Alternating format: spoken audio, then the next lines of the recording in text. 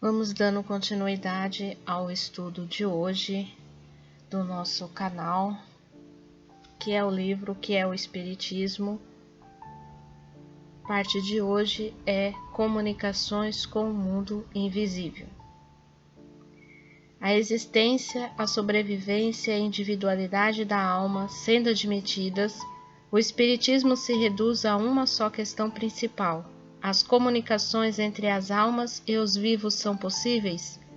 Essa possibilidade é um resultado da experiência. O fato de um intercâmbio entre o mundo visível e o mundo invisível, uma vez estabelecido, a natureza, a causa e o modo desses intercâmbios sendo conhecidos, é um novo campo aberto à observação e à chave de uma multidão de problemas. É, ao mesmo tempo, um poderoso elemento moralizador para acabar com a dúvida sobre o futuro. O que lança no pensamento de muitas pessoas a dúvida sobre a possibilidade das comunicações de além-túmulo é a ideia falsa que se faz do estado da alma depois da morte. Se afigura geralmente como um sopro, uma fumaça, alguma coisa vaga, apenas compreendida pelo pensamento, que se evapora e vai para não se sabe onde, mas tão longe que mal se compreende que ela possa voltar sobre a terra. Se a considerarmos ao contrário na sua união com um corpo fluídico, semimaterial, com o qual ela forma um ser concreto e individual, seus intercâmbios com os vivos não têm nada de incompatível com a razão. O mundo visível, vivendo no meio do mundo invisível, com o qual está em contato perpétuo, disso resulta que eles reagem incessantemente um sobre o outro, que desde que há homens, há espíritos, e que se estes últimos têm o poder de se manifestar, devem tê-lo feito em todas as épocas e entre todos os povos. Entretanto, nestes últimos tempos, as manifestações dos espíritos tomaram grande desenvolvimento e adquiriram um maior caráter de autenticidade, porque estava nos objetivos da providência colocar termo ao flagelo da incredulidade e do materialismo mediante provas evidentes, permitindo àqueles que deixaram a Terra virem atestar sua existência e nos revelar sua situação feliz ou infeliz. Os intercâmbios entre o mundo visível e o mundo invisível podem ser ocultos ou patentes, espontâneos ou provocados. Os espíritos agem sobre os homens de maneira oculta, pelos pensamentos que lhes sugerem e por certas influências, de um modo patente por efeitos apreciáveis pelos sentidos. As manifestações espontâneas ocorrem inopinadamente e de improviso. Elas se produzem frequentemente nas pessoas desprovidas de ideias espíritas e que, por isso mesmo, não podendo compreendê-las, as atribuem a causas sobrenaturais. Aquelas que são provocadas ocorrem pela intervenção de certas pessoas dotadas, para esse efeito, de faculdades especiais e que se designam pelo nome de médiuns. Os espíritos podem se manifestar de muitas maneiras diferentes: pela visão, pela audição, pelo tato, pelos ruídos, o movimento dos corpos, a escrita, o desenho, a música, etc. Os espíritos se manifestam algumas vezes espontaneamente por ruídos e pancadas. É frequentemente para eles um meio de atestar sua presença e chamar a atenção sobre si. Absolutamente como quando uma pessoa bate para advertir que há alguém. Há os que não limitam a ruídos moderados, mas que vão até a produção de um barulho parecido com o da louça que se quebra, de portas que se abrem e se fecham, ou de móveis que se derrubam. Alguns causam mesmo uma perturbação real e verdadeiros estragos. O perispírito, ainda que invisível para nós no estado normal, não é por isso menos matéria etérea. O espírito pode, em certos casos, fazê-lo experimentar uma espécie de modificação molecular que o torna visível e mesmo tangível. É assim que se produzem as aparições. Esse fenômeno não é mais extraordinário que o do vapor, que é invisível quando está muito rarefeito, que se torna visível quando está condensado. Os espíritos que se tornam visíveis se apresentam quase sempre sob a aparência que tiverem em sua vida e que pode fazê-los reconhecer.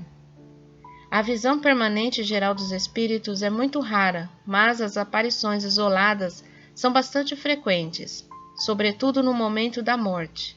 O espírito liberto parece apressar-se em rever seus parentes e amigos, como para os advertir que acaba de deixar a terra e lhes dizer fatos autênticos desse gênero, dos quais não se apercebeu.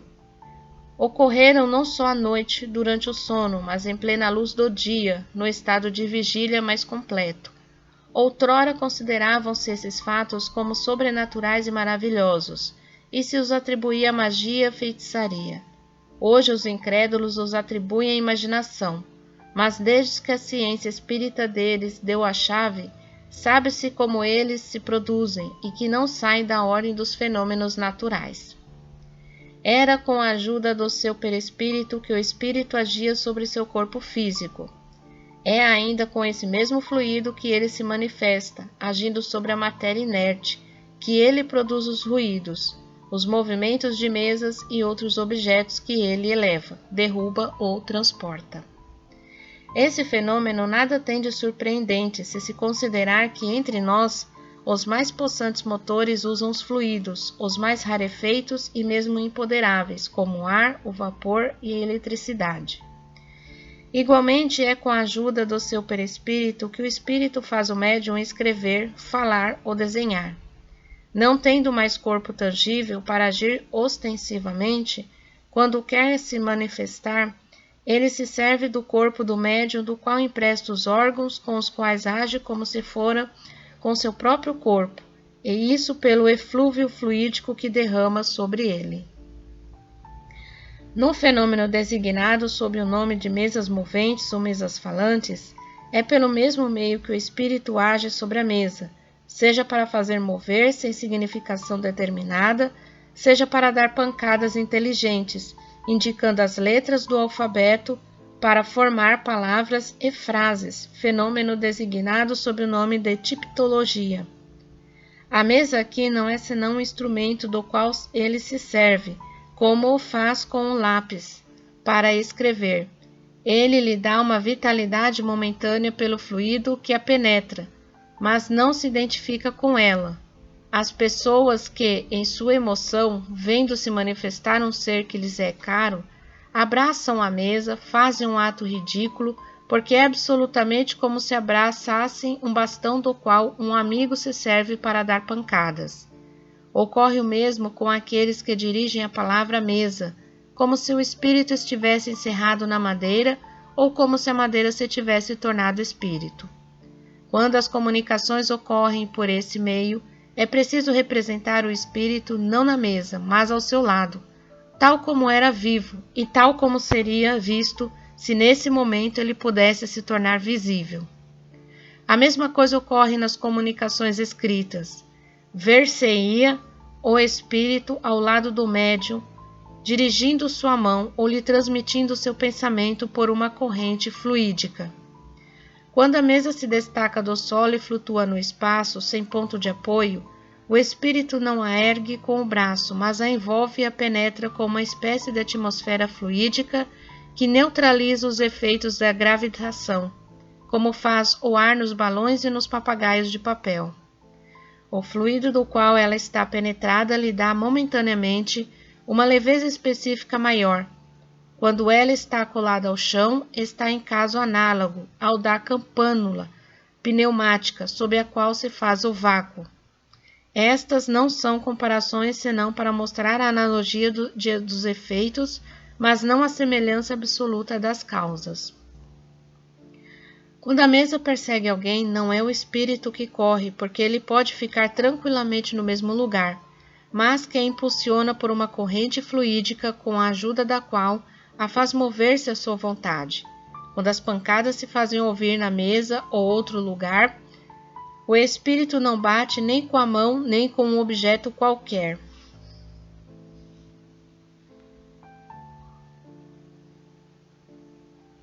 Ele dirige sobre o ponto de onde parte o barulho, um jato de fluido que produz o efeito de um choque elétrico. Ele modifica o barulho como se podem modificar os sons produzidos pelo ar. Compreende-se, segundo isso, que não é mais difícil ao espírito erguer uma pessoa do que erguer uma mesa, transportar um objeto de um lugar para outro ou de o lançar em qualquer parte. Esses fenômenos se produzem em razão da mesma lei. Pode-se ver por essas poucas explicações que as manifestações espíritas, de qualquer natureza que sejam, nada têm de sobrenatural ou de maravilhoso. São fenômenos que se produzem em virtude da lei que rege o intercâmbio do mundo visível com o mundo invisível, lei tão natural como a da eletricidade, da gravitação, etc. O Espiritismo é a ciência que nos faz conhecer essa lei, como a mecânica nos faz conhecer a lei do movimento, a ótica da luz. As manifestações espíritas, estando na natureza, produziram-se em todas as épocas. A lei que as rege, uma vez conhecida, nos explica uma série de problemas considerados insolúveis. É a chave de uma multidão de fenômenos explorados e ampliados pela superstição.